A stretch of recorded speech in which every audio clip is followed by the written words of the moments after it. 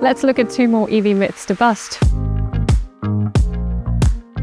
Now, this is not true. According to the Electric Vehicle Council, even if every car in Australia's roads today was to become electric, this would only result in a 15% increase in overall electricity demand. And likewise in New Zealand, the EECA suggests that if all cars in New Zealand today were electric, electricity demand would increase by 20%, which actually can be managed by the current grid infrastructure. What really matters for grid stability is peak demand. It's those high usage windows between 3 and 9 p.m.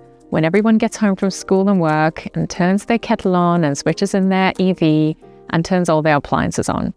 That's when the grid feels the most pressure. But here's the thing, most EV charging doesn't actually happen during peak times and can be programmed to either happen overnight or in the middle of the day when the demand is lower. And in fact, by 2030, EVs are expected to contribute just 1% to peak energy demand. In places like Exmouth, the remote part of Australia, there are already exciting trials underway where EVs are actually helping the grid.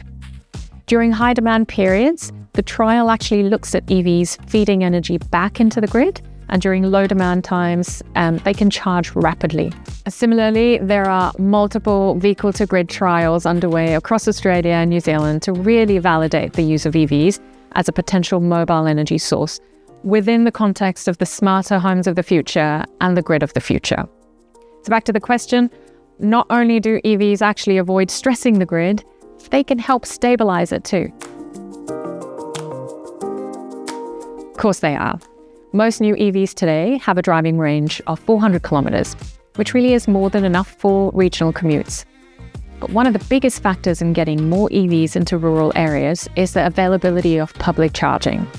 According to the Consumer Policy Research Centre, 40% of people living in regional areas today are concerned about access to charging infrastructure when they're away from home. We also know in New Zealand, 2 out of 5 EV owners feel that there aren't enough public chargers available to them when they travel. But governments are taking action.